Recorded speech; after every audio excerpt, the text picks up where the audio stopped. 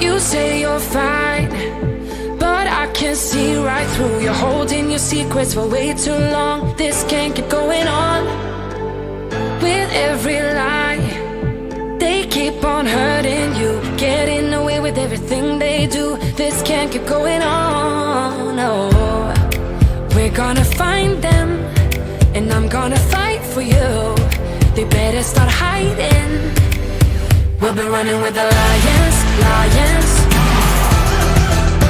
We'll be running with the lions, lions. They can't run, they can't hide. We won't stop until they're down. We'll be running with the lions, lions.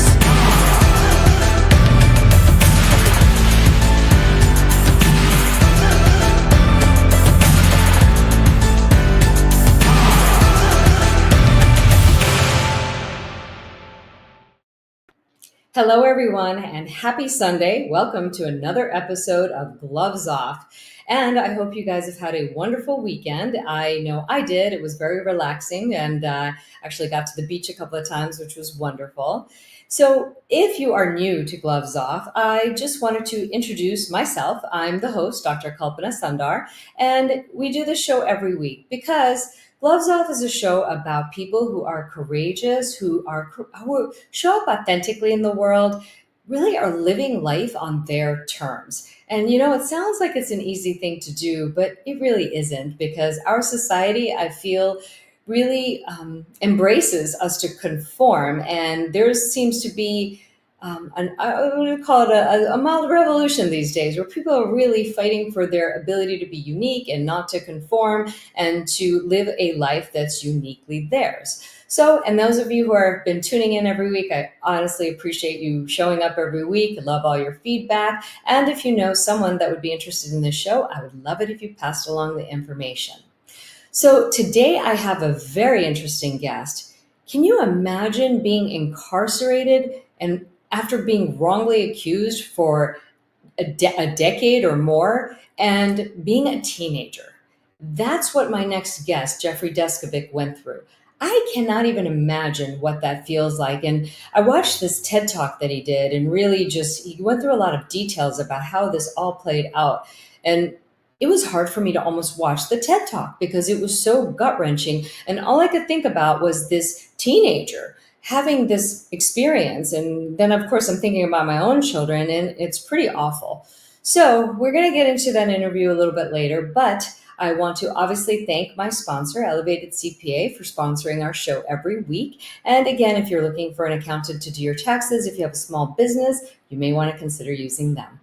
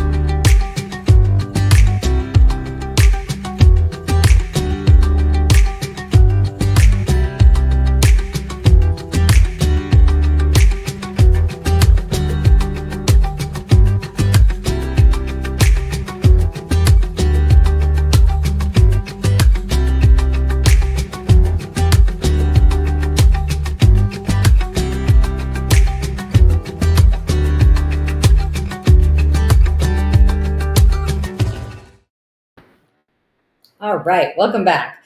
Did you guys actually know that every year there is about 1% to 4% of people in the United States that are wrongfully convicted? It doesn't really sound like that much, but when you realize it's about 20 to 80,000 people, it really puts a different spin on it. And there are about 300 exonerations every year. So, but the time served by each of these people is usually 10 to 15 years before they're exonerated. Now, there are several reasons for people being wrongfully convicted. There's official misconduct. Sometimes there's a mistaken identity by a witness, false confessions, and whatnot. And that's really what our next guest is really doing. After he was wrongfully convicted, he became an attorney. He started the Jeffrey Deskovic Foundation to help people who are wrongfully convicted get out of jail. And to me, this is just a real story of triumph because it isn't easy going through what he went through. And yet, he turned that around, which I think is extremely difficult, and then turned it into something positive. So, we're going to welcome Jeffrey Deskovic.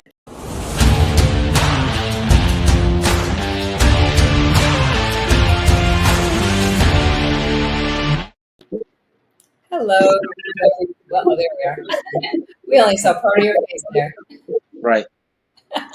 How are you? Welcome to Gloves Off. Thank you. I'm great. Thanks for having me on. What a great introduction. What a great way to tee up this episode.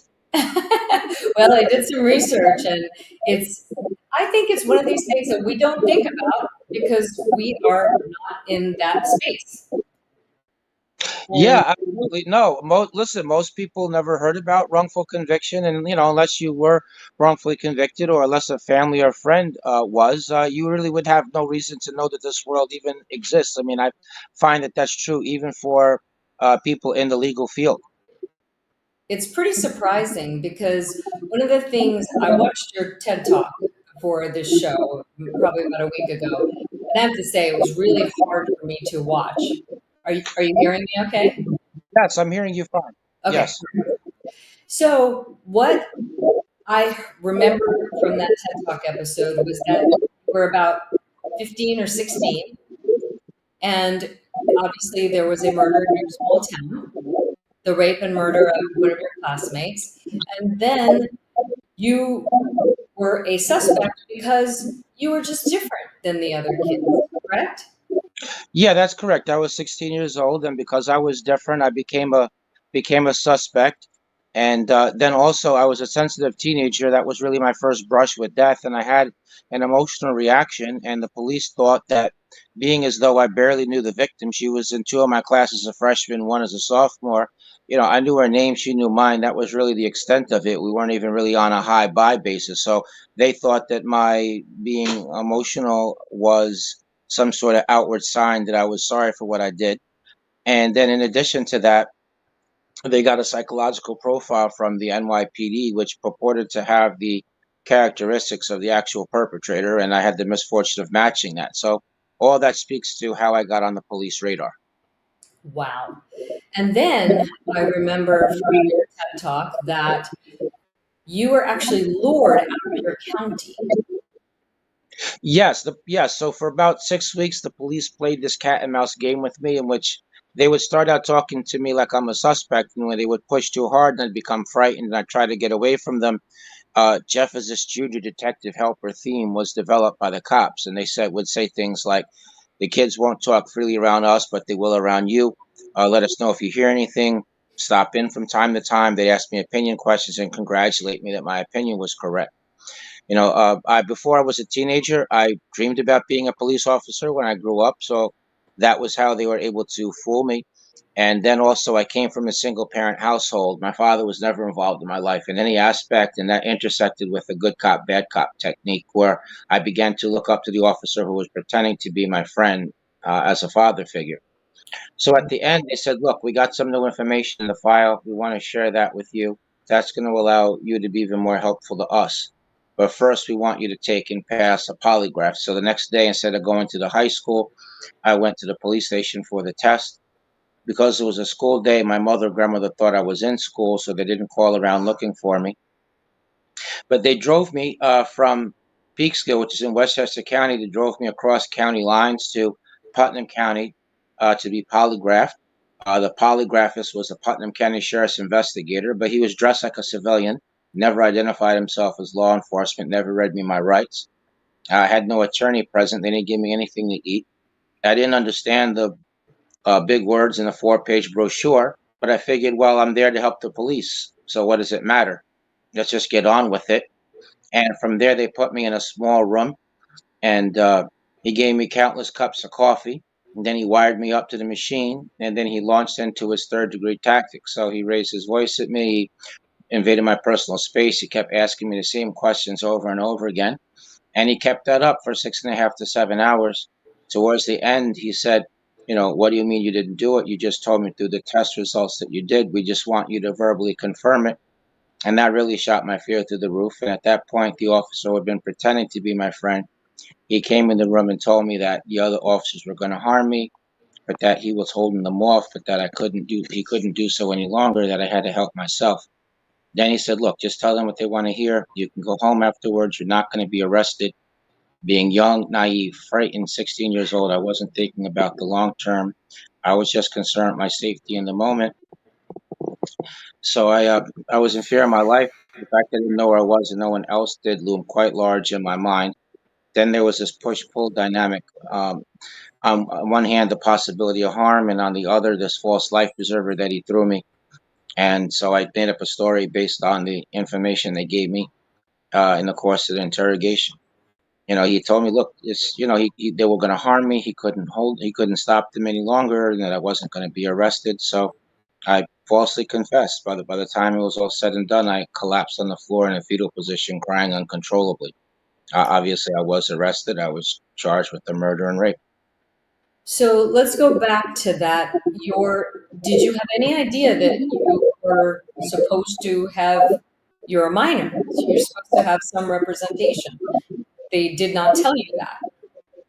No, I didn't. But I just want to point out, though. I mean, at 16 years old, I mean, the law allows you to waive your rights and decide to speak to the police without an attorney, without parents present. I did not know that. Okay, okay. So after this, you were convicted, you go to prison. What is going through your mind during this whole process? How are you feeling? I can't even imagine what it's like. So I couldn't believe that it all happened, that I was really there. I mean, it felt surreal in a nightmarish alternative way. Mhm.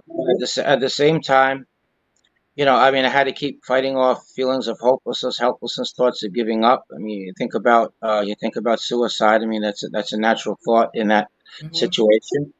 But at the same time, I mean, I survived because look, belief in God was one thing, and another thing was I thought I just had to hold on for a year or two for the next appeal, which I was sure I was going to win because I still believed in the system and I knew I was innocent. I used to go to the law library and study the law, and that gave a sense of empowerment. I would read about cases where other people were exonerated, and I would use that as motivation. And I would study who helped them and what routes did they take, and develop routines. There was another prisoner there named Frank Sterling who was also innocent, and he was exonerated a couple of years after me. So I used to get together with him once every 6 weeks, and we would half the conversation would be about morale, and the other part just a brainstorm session about what the next tactic was. I did land the pen pal my last year, and I was openly asking the stranger, "Look, do you think I should quit? Should I give up? Should I just commit suicide? I'm never going to get out of here." So all of those things went on while I was there. But lastly, I tried to make use of the time. So I got the GED, I got the associates, I completed a year towards the bachelor's. I completed a lot of other vocational trades. From 1998 to 2006, I read 3 or 4 nonfiction books a week. So I Mhm. did everything I could to try to utilize the time and to keep my mind occupied. I just can't even still. I'm trying to put myself in your shoes during this, and I don't know how you wouldn't have been angry, hopeless. I don't even know how you kept yourself from that. And then obviously there are real criminals in jail that, Right. and from what I hear, rapists are not, they're not fond of rapists even in prison. Correct. So there were probably people who were coming after you. You had to protect yourself, and you're a teenager, you're a child. Yeah, that's exactly right. There was times I was beat up. There was a time, I nearly lost my life. Yes, it was dangerous that way as far as from the other prisoners. And the guards didn't like people in prison for sex offenses either. So it was a dangerous thing, of course. Yes, yes. And it's funny because Shawshank Redemption is one of my favorite movies from so long ago. And it's crazy to think that in real life these things happen and more frequently than I realized. If 80,000 people are in jail wrongfully convicted, that's just unbelievable to me. So there are clearly some issues within the system. And now that you went to law school in 20, you graduated in 2017? No, I went to law school in 2017. I graduated in 2019, so I'm a lawyer. So, look, I was ultimately exonerated. I mean, I lost 7 appeals. And I got turned down for parole largely because I maintained my innocence rather than expressing remorse and taking responsibility. Ultimately, I was exonerated through further DNA testing. The DNA excluded me before the trial, but I was convicted anyway. What changed is that the DNA data bank was created, and so it affirmed my innocence while identifying the actual perpetrator, whose DNA was only present in the data bank because left free while I was doing time for his crime. He killed a second victim 3.5 years later, who was a school teacher and had 2 children. So my conviction was overturned and then I was charged with dismissed on actual innocence grounds, and he was subsequently arrested and convicted. Uh, For so both, for both murders? yeah, well, he was already in prison for the second murder. He got Oh, caught. got it, got it. Okay, so he was charged with the murder that you were wrongfully convicted of. Correct. Okay. Now, was this person and I don't know that I've seen anything about this, but did he know the victim, the one that you were falsely No. accused So of? at the time of the murder, she was 15, I was 16, and the actual perpetrator, he was 29 at the time. He was Oh, a drug addict, and I never saw him a day in my life. I assume the victim never did either. She went to this park in order to take photos in connection with her photography class. There was a male student that was assigned to her by the teacher, but he played hooky on the assignment, and she was in this thick wooded area taking pictures of foliage, and she had the misfortune of coming upon him. He was in the park, he was high, and so he attacked her, he murdered and raped her. ugh, that's so awful. My heart goes out to her. My heart goes out to you for having to deal with this and the wrongful conviction. So, what was it other than this colleague that you felt that you had bonded with because you both were wrongfully accused? What are the other tactics? And I know you kept yourself busy reading and whatnot. What other things were available to you to keep yourself grounded, positive, sane? Yeah, well, I mean, I had limited associations with other people that were there, but I would study them for a month or two before I would socialize, and a little bit. And I had people I played chess with. I had people I played basketball with or ping pong, and so I did that. I had routines, and I took advantage of educational opportunities. Aside from what I mentioned, I mean, I did do vocational trades. I mean, I learned to type. I completed computer repair. I took a class on how adults learned. I worked as a teacher's aide for a year and a half. So I mean, I tried to do things that I try to occupy my mind. Yeah, I think that's really all you can do and try to make good decisions about who you're associating with. So it's interesting that you really watched people for quite some time before you would actually associate with them, which seems like a smart thing to do. Yeah, absolutely. Thank you. The other thing I want to add, is there was a lot of gangs and gang activity, and there was some people that I felt like they had some sort of metaphorical storm cloud above them. And so it was clear they were going to self destruct at some point. And so the whole key was just to avoid letting them take me down with them. And so, hence, studying people. And, you wouldn't want to socialize with someone that's in the gang because if they get into some act of violence or something and you're with them at the time, then, someone might attack you also. And then kind of like in society, while strangers do sometimes commit acts of violence against other strangers, but in general, it's usually not. It's usually people that you know. And Mm, so people that you socialize with. So, that you're really opening the door there. So that also was part of my thinking in terms of that. makes sense. So in high school, you were characterized as really sensitive. Do you Yeah. think that this served you well in prison, or do you think this was a deterrent in prison, or do you think this was actually an asset? Well, I think it made things for a little bit more difficult. I wasn't someone that was running the streets and was street smart and was, Mhm. adept at fighting. On the other hand, it did. While I did learn the prison culture and survival tactics, I never adopted those mores as my own. Mhm. use it to navigate your time in prison. But I never internalized those values. Good. Right. That's really important. Really important. Sure. How did your mother react to all this? Well, my mother couldn't believe that, I was convicted. I mean, she believed in the system, and, she thought I was going to be found not guilty because, again, unless you happen to have been wrongfully imprisoned or a friend or family member was, then you really don't imagine that. But she said to me that it was very difficult, while I was in prison. The most difficult part would be when she would come to see me and it was time the visit was over and she would go home and she had to leave me there. Yeah, I can't even imagine. And then how often would she come to visit you?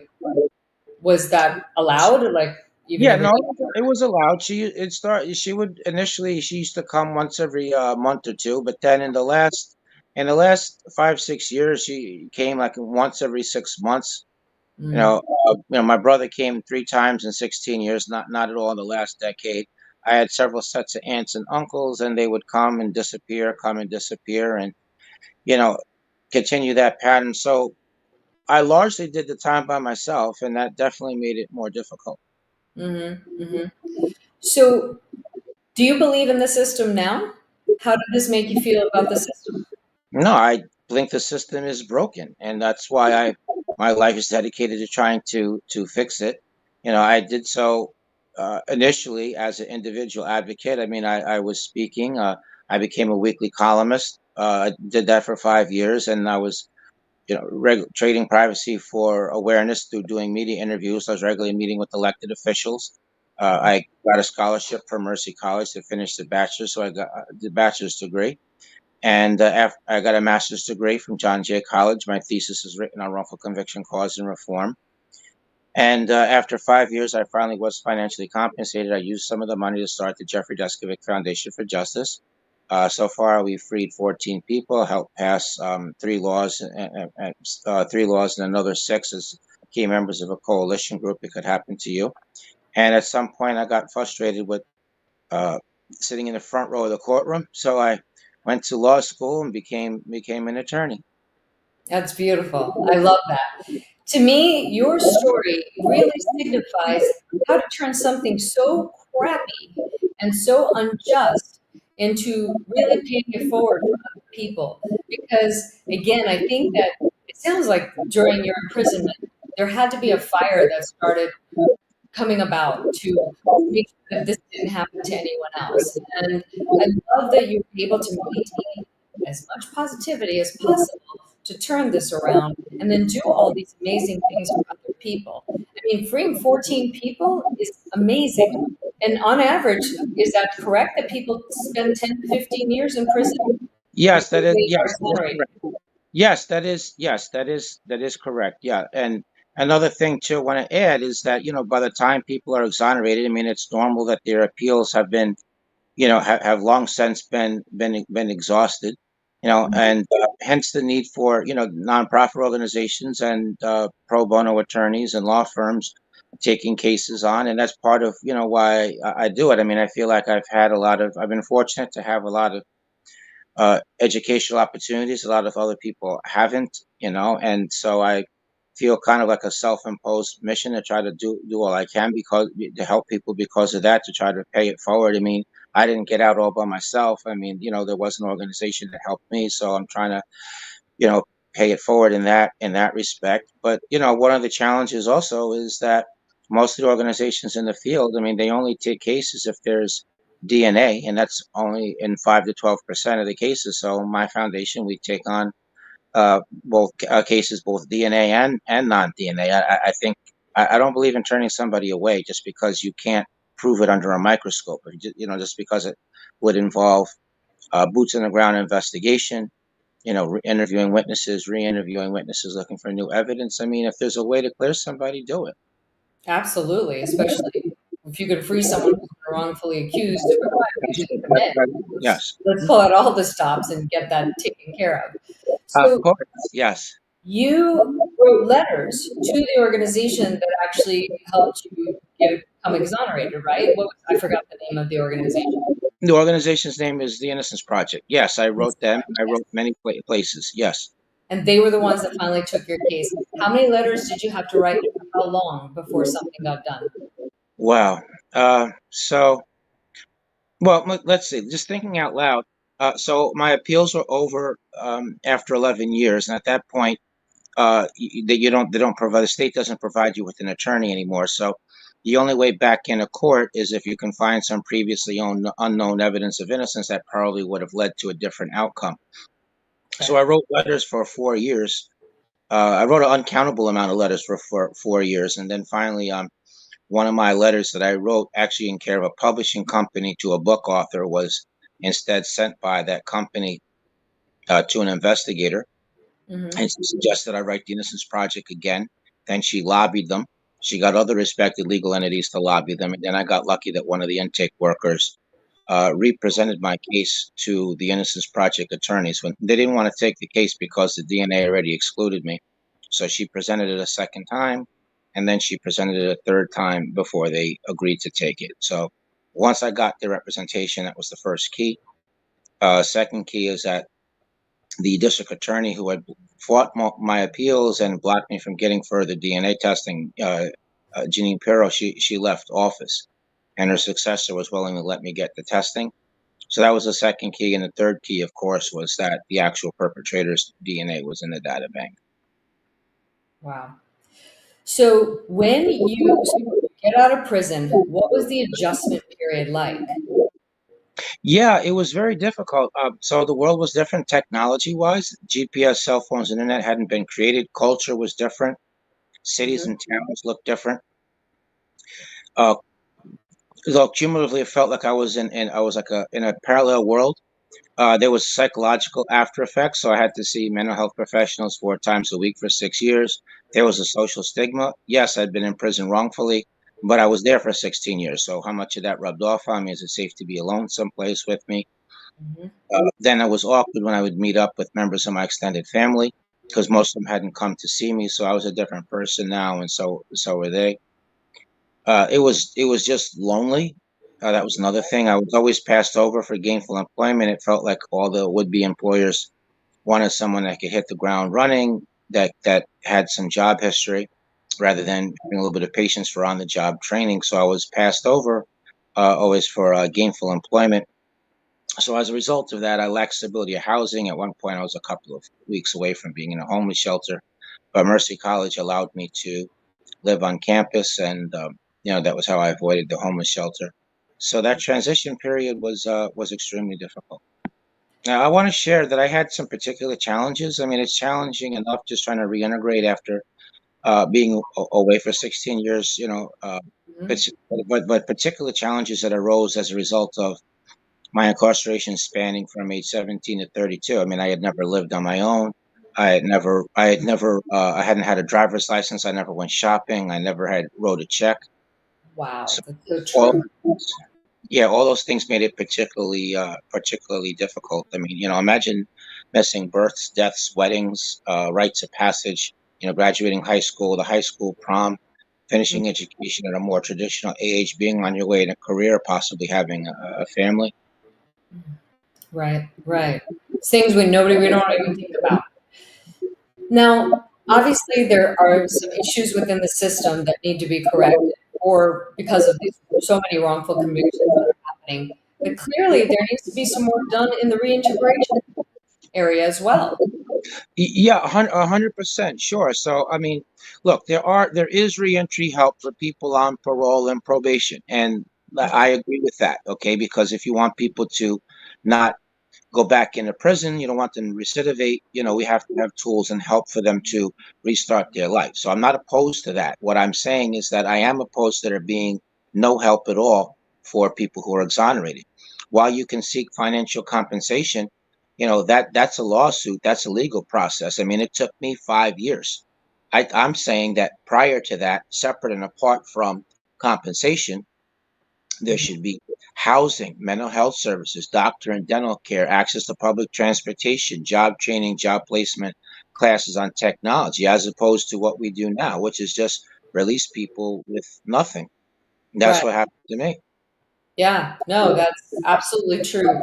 is your foundation able to do anything with those things, or is that something that's in your plan for the future?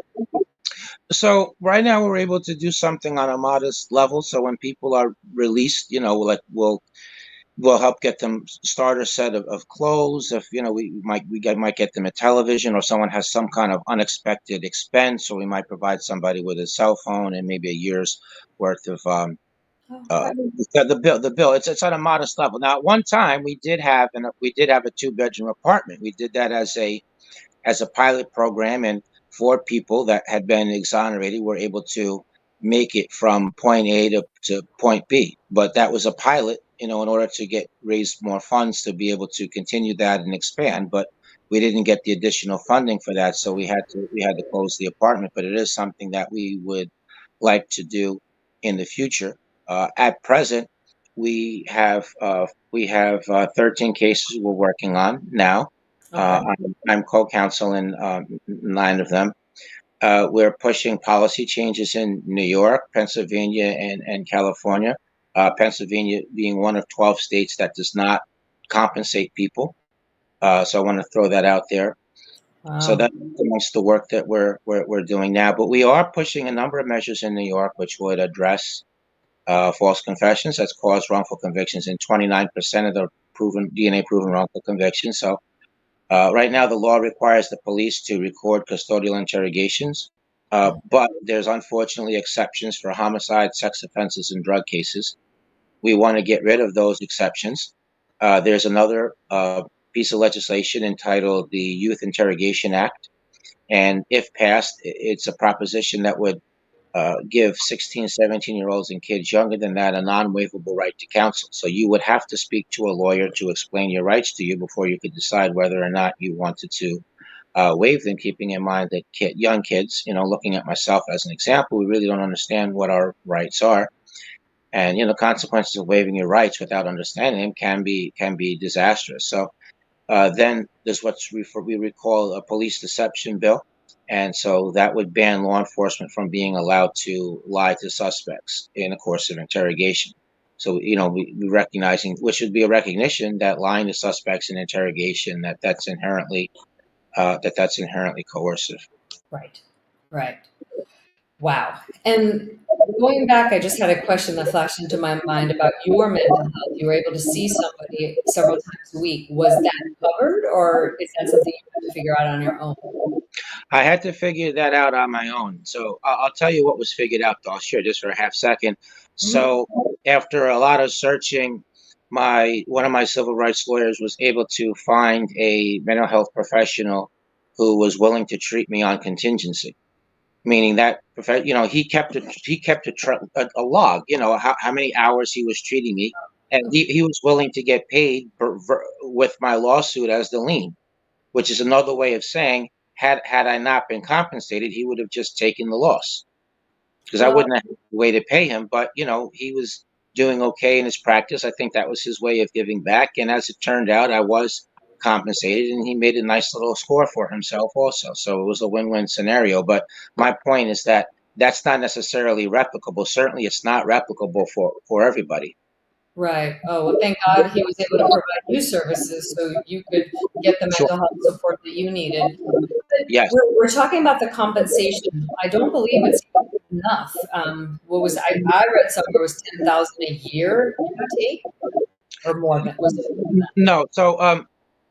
So first of all, compensation, that's a state by state thing. Okay, Okay. so in New York State, it's not a static figure. It's decided on a case by case basis where things will be like how much time you serve, what was the amount of suffering, what was your impacted lost wages, what are your impacted future wages, are some of the factors that are taken into account. But other states have a static dollar figure in place. And I mentioned that there's 12 states that don't compensate, but there are significant problems with some of the states that are counted as compensating. So Montana, for example, their version of compensation is giving you a university education. The state of Wisconsin gives $5,000 a year per year of wrongful imprisonment, and it's capped at 5. It's capped at 5 years. And New Hampshire is at $9,000. Florida has problem where they have what they call clean hands provision. So, what that means is if you've been convicted of a crime prior to being wrongfully imprisoned, or if you're convicted of anything afterwards, then you would not be eligible for compensation. So imagine if someone has a drug usage conviction and then they serve 20 years and were exonerated. I don't think that their drug conviction should have anything to do with whether they're compensated or not. But under the clean hands, they would not be eligible. Hmm. Wow. Well, it certainly helps to have a law degree when you're creating this kind of foundation so you can go after the issues that are present, which I love. But you finished law school in 2 years? I finished law school in 3 years. Oh, So 3 years. all of Okay. 2017, all of 2018 to all of 2019. Yes. That's still pretty quick, though. Yeah, no, it was. Yeah, it only felt quick once it was done. I have to tell you, it was a long process. It was difficult. I was always metaphorically pulling my hair out. I was always afraid I was going to fail everything. And in law school, everything's based on one test.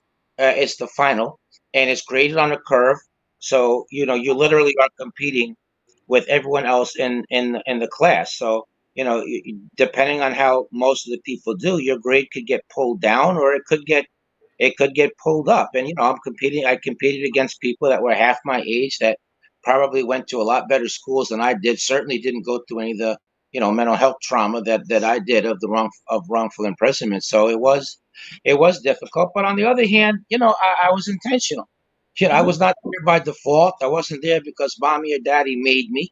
I certainly wasn't going to be distracted by wanting to go to parties or some other stuff, kind of like a carryover of the undergrad stuff. And there is no such thing as not getting your work done or your not being prepared. How could you do that? So I When you did have I did have maturity and intentionality, and while some areas of the law were brand new to me, like intellectual property, wills, and property, at the same Mhm. time, things like constitutional law and criminal procedure and even federal procedure, I mean, it was abstract to everybody else. But, I'd been a litigant, with a civil rights lawsuit. So I know what a deposition is, I know what discovery is. So, and sometimes the teachers used to call on me, and I start out in my seat as a as a student, and then they got me in the front of the room explaining one thing or another. So the student kind of became the teacher, and when that's done, I sat back down and I'm taking notes on some other topic. Hmm, interesting. While you were going to law school, did you already feel that you were going to create this foundation when you were awarded your money? Did you know that already, or was that like, No, okay, all right. So I had gotten awarded the money before I was in law school. oh, So sorry, at the timeline mixed up. yeah, Okay. yeah. So I didn't know I was going to do the foundation, until I mean, I dreamed here and there of having a nonprofit organization, but when you actually get the money, I mean, it's not a daydream anymore. It's not play money. It's real money. There's real consequences to it, and you really learn, how much you are for something or not, and and I had to make the decision. Look, am I going all in? Is this really what I'm about, or do I want to just leave it at being an individual advocate? And I didn't want to leave it at being an individual advocate, and it was a calculated amount. I mean, I did I did donate seven figures to get it started, but I also made the calculation. Well, I'm able to make this much money, so if I lopped off this much, I'd still would make this much per year, from conservative investments, so I can actually afford to part with this. I'm not going to be hurting myself or going back to poverty by doing it. So Right. it was intentional, it was calculated, and I'm happy I did it. I mean, I can say that I don't think any of those 14 people would have been freed otherwise, and I certainly wouldn't have been able to free them as an individual advocate. I mean, my work had been limited just to doing policy work. As far as cases, I could write about a case in the newspaper where I worked at. I could partner with the lawyer and allow my name to be used in a press release or Yeah. show up physically in the courtroom for the visual effect and help get out for greater media and grassroots tactics like pack the court.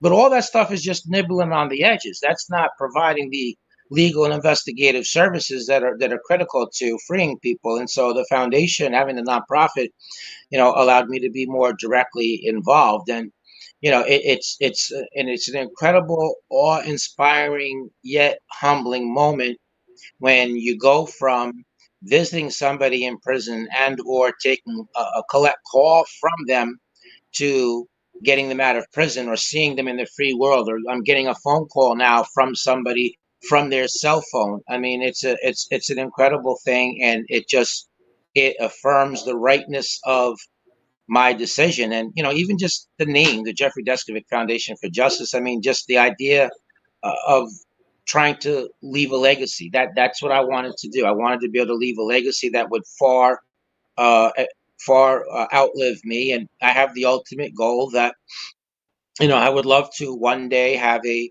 chapter of the foundation in each state and in each country. I really see this as a worldwide issue. In countries where we don't hear about wrongful conviction, it's not that the injustices aren't happening; it's that nobody's digging, nobody's looking, nobody's being exonerated. But that's all going to be when we're able to get public support that will allow us to do that. You know, um, it's not free to do these cases. No. I mean, I have whatever I have from compensation, and it gives a certain amount of money to me, and so that serves in lieu of a salary. So I'm able to spend, my 50, 60 hours a week without getting paid to do that. But the support staff, they're not independently wealthy like that. They have to be able to make ends meet in order to be able to concentrate. And so we do need to raise money to be able to work on freeing even more people. We would love to be able to have additional attorneys, paralegals, investigators, other essential personnel. Just like we would love to be able to do work in some other states. We would like to be able to do something nationally. That would affect federal cases, because almost all the policy work that the organizations in the field are doing, that's all state centric. That's for their state. But these same deficiencies that lead to wrongful convictions in the state cases, many of these same deficiencies exist in the federal cases. But again, nobody's doing policy work there. But to do that, I have to raise more money, because I have to have my policy person not be part time. Right. He needs to be full time, so that he's not doing something else to help make his ends meet, supplementing what he makes from the foundation. He needs to be able to not do that, to just focus in on that. I mean, just so many, follow ups and tactics, whether it's, drafting a sign on letter, or putting together a petition, or doing all the follow ups, or getting a bill sponsor, someone to introduce legislation, building other people to be co sponsors. There's so much work and I can't meeting. even imagine. I can't even. Do you have attorneys that will offer their services pro bono to help? Have you ever had that happen, or do you have people who Yes. volunteer to help? So, yeah. So I'm our in-house attorney. I have a law license. Now, one of my advisory board members, Oscar Michelin, is an attorney, and he works pro bono with me. In fact, we're partners on five cases. But that's his limit of what he does. Now, there's other lawyers and law firms that have partnered with the foundation, but we're all at our limit at this point. But we have another five cases that are approved but are just waiting. And I know I can't. There's only so many cases that can be worked on. I mean, and the problem is that you know sometimes with some of the pro bono lawyers, not all of them obviously, but with some of them, the issue is they do things as they're able to, while they're doing other cases for which they're Right. getting paid. So sometimes what could be done maybe in a hard year and a half, 2 years, might take 4 years. I you know see. That makes yeah. sense because they have their other cases that they have to do. I'm actually putting your link up here. Let me find this. Where did it go? There. Yeah, Well, I so put that up there for the Deskovic Foundation so people know where they can donate to. Because obviously, if there's more money, there's more resources, you can have more attorneys, you can have more support staff, you can start making changes a lot quicker. And that exactly. would be the goal. That would be the goal. And again, just to share, I know that none of the money that's donated would make its way into my pocket, okay, under any line of reasoning, okay, this 100% of this would go towards, freeing other innocent people, and preventing this through the policy changes that we talked about. Yes. And this is really important work. Again, like we were saying in the beginning, this is why I was so excited to do this show and this interview with you. We don't think about this stuff. First of all, it's ugly. Nobody wants to think about somebody going to jail for a crime they didn't commit. It makes us doubt our own system, so nobody wants to think about that. But the reality is that how good any system is, there's always flaws, there's always room for improvement. And that's what I love that your foundation is doing, is creating that improvement in our system. And we need improvement. I mean, I don't think our justice system is, as perfect as it could be. And there's no perfection, but there's always improvement that can 100%. There's 100%.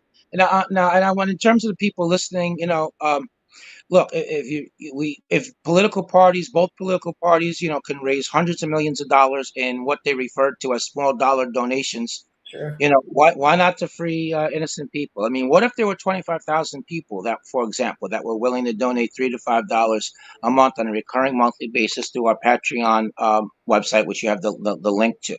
That Hmm. would give close to $1 million. I mean, that who's going to miss that from their pocket? But yet, the dramatic difference that it could make. But other ways, I mean, if you work at a corporation and they do corporate philanthropy, I mean, just put us on their radar. Or if you have the ear of people that are philanthropic, that have capacity, just suggest that they check us out. My biggest challenge, is I need third parties that can introduce me to people in their network that this cause speaks to. Like, I didn't make it in a career or in business, 10, 20, 30, 40 years. Now I got a cachet of people. I need people who can just introduce me to people they know. And look, it's a soft sell. Here's who I am. Here's my credentials. Here's what the organization's track record is. Here's what we could do.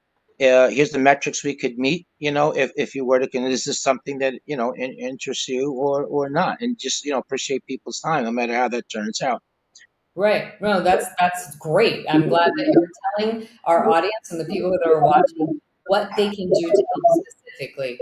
I would say most of us are fortunate enough in this world to part with $5, and just whatever you're able to do. Because when I listened to your TED talk, I mean, I just kept thinking that could have been my kid that this is happening to. And my heart, I mean, I had to stop the TED talk multiple times. I was getting so emotional that it took me, I don't know, it was 15 minutes, probably 15 minutes. It took me 30 minutes to watch it. I had to stop. And I'm thinking, I'm having this emotional reaction. I didn't even go through this, what you've gone through. So, and I tend to be highly sensitive as well. So maybe that's part of my issue as well. But the reality is, most of us have the ability to help. And sometimes we think we can't help as much as we want to. But the reality is, we just do a little bit and create a big impact.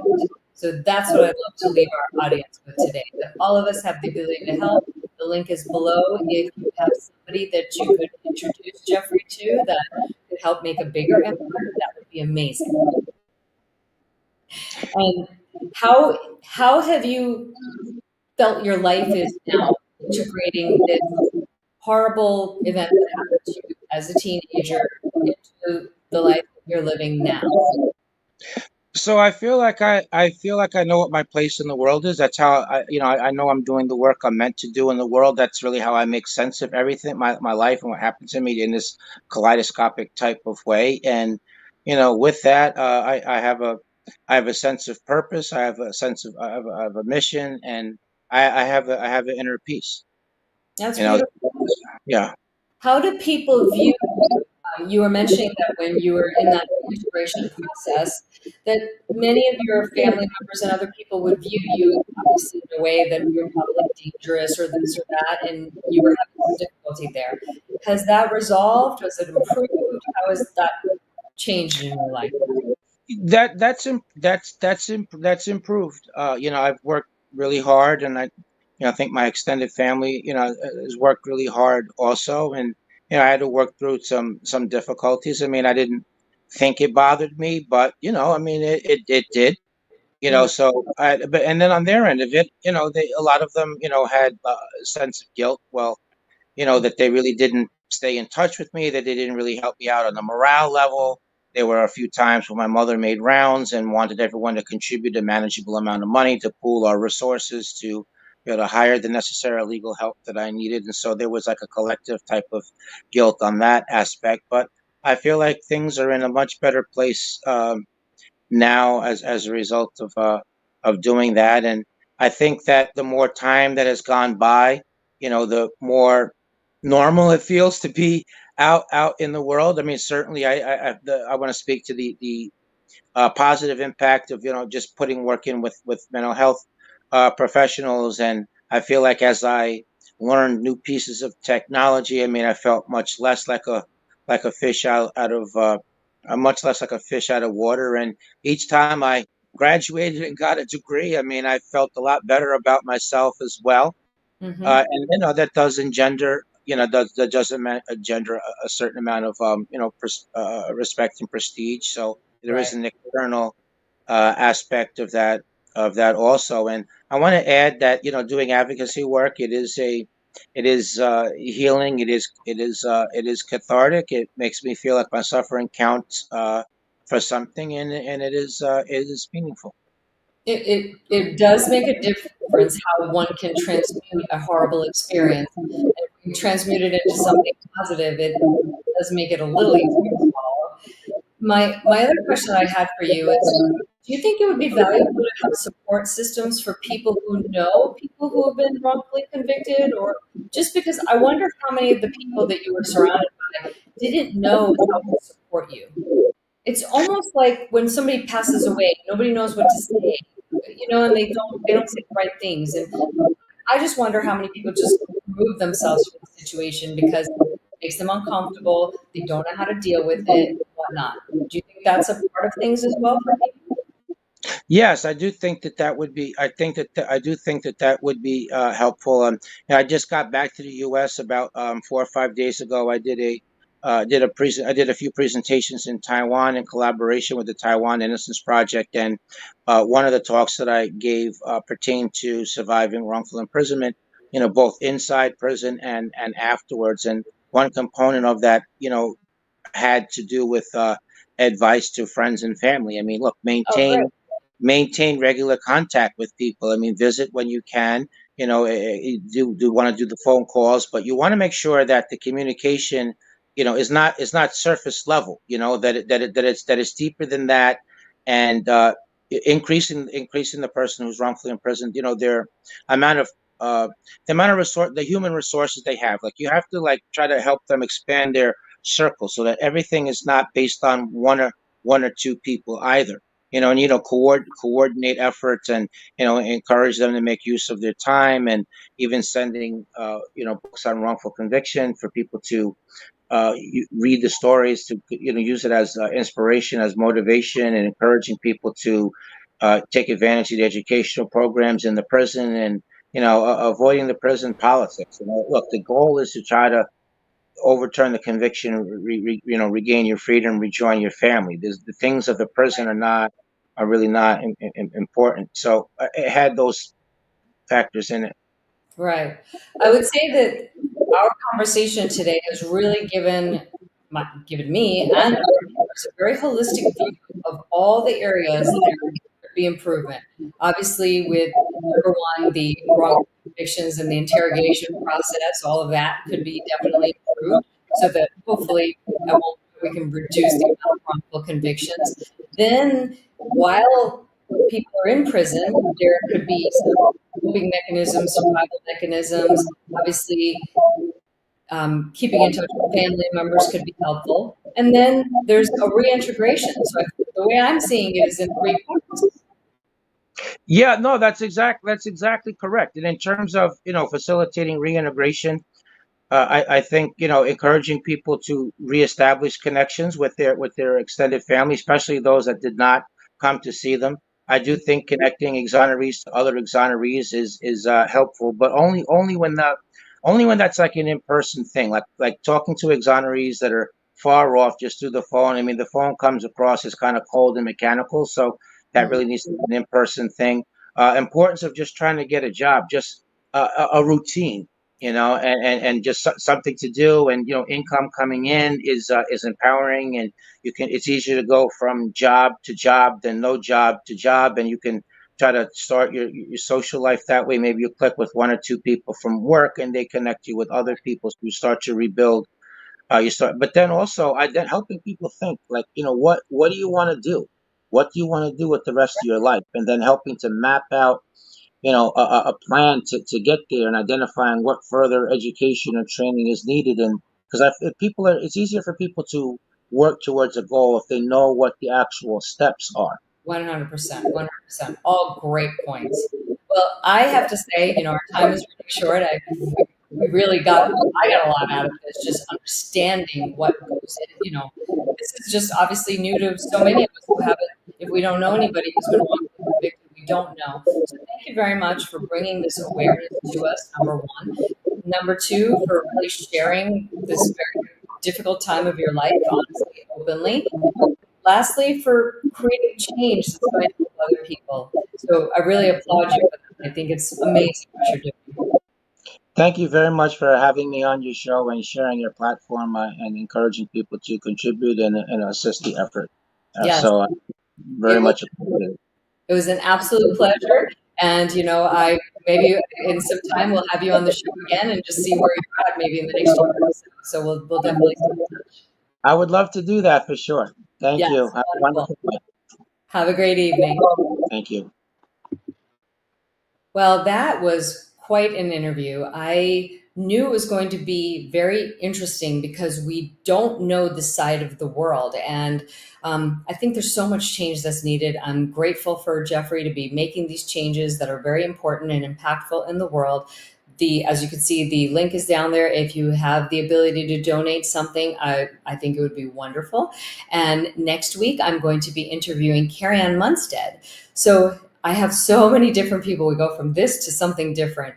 She is a photographer for women, and I know I've had another photographer that specializes in photographing women, but everybody has their own different take on it. So I love having different people on, and her take is a little different, and we'll get into that on the show. I don't want to give too much away, but I hope you have a wonderful Sunday evening, and thank you for tuning in to another episode of Gloves Off.